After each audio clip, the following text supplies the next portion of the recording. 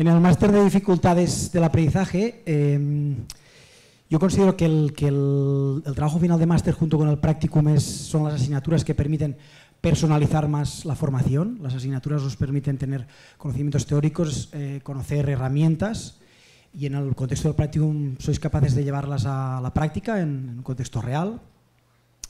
Y el trabajo final de máster os permite concentrarse, ampliar, focalizarse en una temática muy concreta, que de alguna manera la idea es que sea del interés del estudiante y por tanto especializarse en un ámbito concreto de los tratados en el máster.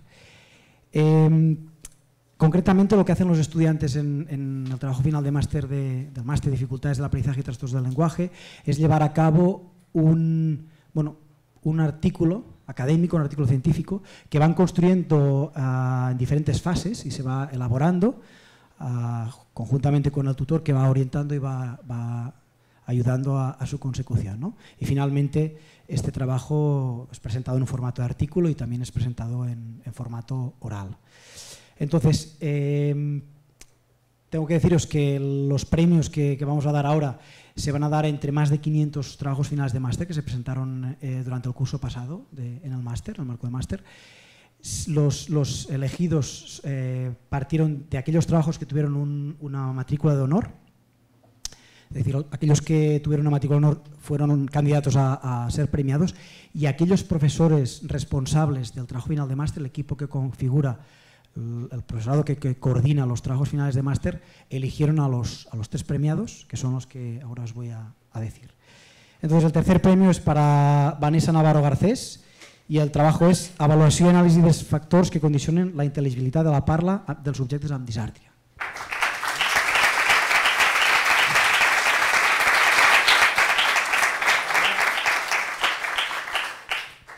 Bona vesprada. Volia agrair sobretot a l'equip de la UOC l'oportunitat de tenir aquest premi, també tota la formació rebuda i en especial a la meva consultora, Neus Calaf, que em va ajudar moltíssim durant la realització de tot el treball, i a la meva família, a la meva parella, que són els que han estat dia a dia i des de menuda, sobretot la meva família, m'han inculcat valor d'esforç, persistència, constància. Gràcies.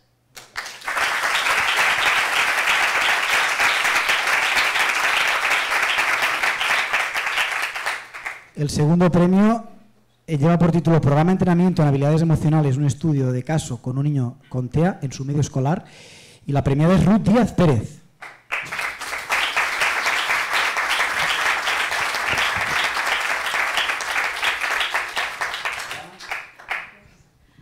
Bueno, pues yo en primer lugar agradecer a mi familia, pareja y amigos por todo el apoyo que dan y sobre todo por darnos tiempo, poder buscar tiempo, porque como han dicho antes, compaginar el trabajo con el máster tiene tela. Por otro lado, a mis compañeros del colegio, porque me han ayudado a llevar a cabo el TFM, y súper importante para mí agradecer a Nieves Rodríguez, que está allí, que me ha ayudado muchísimo, cada detalle, cada fallo, cada cosa ha estado ahí. Y bueno, al tribunal que ha decidido que habíamos hecho un buen trabajo. Muchas gracias.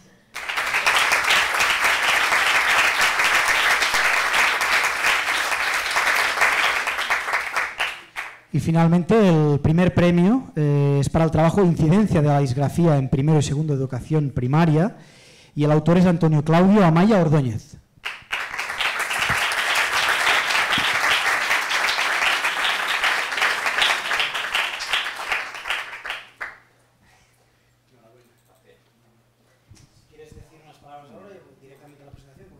Bueno, pues muchísimas gracias al equipo docente de la UOC. La verdad que ha sido un trabajo durante un año de mucho trabajo, pero también de un aprendizaje muy bueno para nuestra formación, tanto profesional como personal.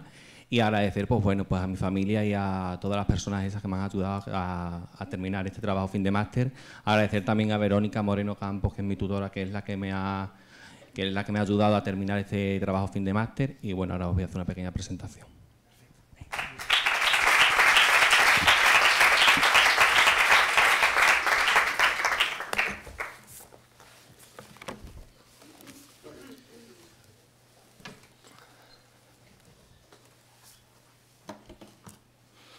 Bueno, pues como he dicho, trabajé el trastorno del aprendizaje, de la disgrafía, de la escritura.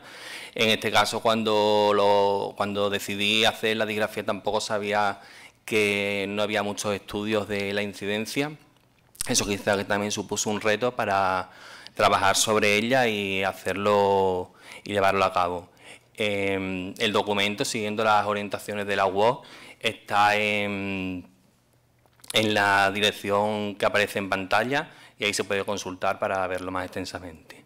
En resumen, pues bueno, trabajamos con alumnos de primero y segundo de educación primaria. Lo importante fue averiguar la incidencia de la disgrafía y se aplicaron tanto pruebas estandarizadas como no estandarizadas, haciendo un análisis cualitativo y cuantitativo. Y finalmente se emitió una conclusión del estudio. En la introducción pues partimos de la definición de disgrafía de Portellano, porque hombre, es un aprendizaje, lo primero y segundo, es un aprendizaje crucial para el aprendizaje de la lectoescritura, y es ahí donde nos podemos encontrar diferentes trastornos y diferentes disgrafías que podemos tener cuidado para poder intervenir sobre ellas. Seguimos con la disgrafía recogiendo todos los trastornos del aprendizaje en las diferentes leyes, tanto estatales como autonómicas, en este caso también llegando a Extremadura, que es la comunidad desde donde vengo. Y seguimos con las causas, que fueron las causas que se emiten de la disgrafía para averiguar si hay disgrafía, como pueden ser las causas de tipo madurativo o trastornos de la laterización, así como trastornos de la deficiencia psicomotora. La clasificación de la disgrafía siguiendo siguiendo la página esta que aparece en pantalla, la podemos diferenciar en disgrafías adquiridas o evolutivas. La disgrafía adquirida es cuando hay una lesión y la disgrafía evolutiva es cuando hay un trastorno del aprendizaje en sí. Y las características pues que tenemos que tener en cuenta, que muchas veces pasamos desapercibidos en las aulas, pues una escritura legible difícil de entender, así como una escritura en espejo, una presentación sucia con borrones. Son cosas que a lo mejor pasamos muchas veces en las clases y no nos damos cuenta, y sí que tenemos que tener en cuenta para analizar más detenidamente el tema de la disgrafía. Y la evaluación de la disgrafía, hay diferentes test estandarizados que son los que se muestran en pantalla, como el PROET, el TALES en su parte escrita, y después tenemos los test no estandarizados que también evalúan otros test, como por ejemplo la escritura espontánea o la ordenación de frases, así como las descripciones. Y la intervención pues, de la disgrafía se hace con tres agentes interrelacionados, como son el alumno, escolar y familiar. Son los agentes que tienen que trabajar cuando hay coordinadamente, cuando se presenta la disgrafía o cuando hay una posible disgrafía. Hasta aquí sería la parte más teórica que nos ha servido para sentar de base el proyecto, y luego la parte basé mi trabajo fin de máster con 37 alumnos de primero y segundo de educación primaria en un centro ordinario de una pequeña población de un nivel socioeconómico medio. Las características psicoevolutivas fueron normales en cuanto a la edad y algunos presentaban necesidades específicas de apoyo educativo.